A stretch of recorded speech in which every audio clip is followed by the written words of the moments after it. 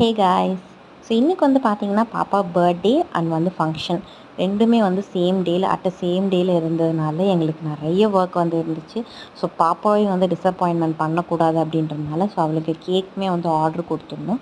So அதையுமே வந்து நாங்கள் போகிற வழியில் வந்து செக் பண்ணி பார்த்துட்டு போனோம், ரெடி ஆகிடுச்சா இல்லையான்னு சொல்லிட்டு.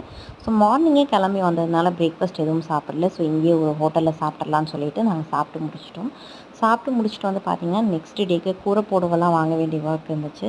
ஸோ அதெல்லாம் அன்றைக்கி டேயில் தான் வாங்கணுன்றதுனால அன்றைக்கி போய் அதையும் வாங்கிட்டு ஸோ நாங்கள் ரிட்டன் வீட்டுக்கு கிளம்பிட்டோம்.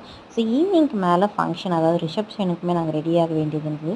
ஸோ இதுதான் என்னோடய அவுட்ஃபிட் அண்ட் வந்து பாப்பாவோட அவுட்ஃபிட்மே நான் வந்து அவளோட பிக்மே வந்து ஷேர் பண்ணியிருக்கேன். ஸோ உங்களுக்கு பிடிச்சிருக்கான்னு சொல்லிட்டு கமெண்ட் பண்ணுங்கள். அண்ட் ஈவினிங் கேக் கட்டிங் வந்து பார்த்திங்கன்னா ரொம்பவே டிலே ஆகிடுச்சு.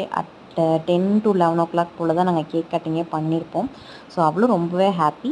ஸோ உங்களுக்கு இந்த வீடியோ பிடிச்சா மறக்காம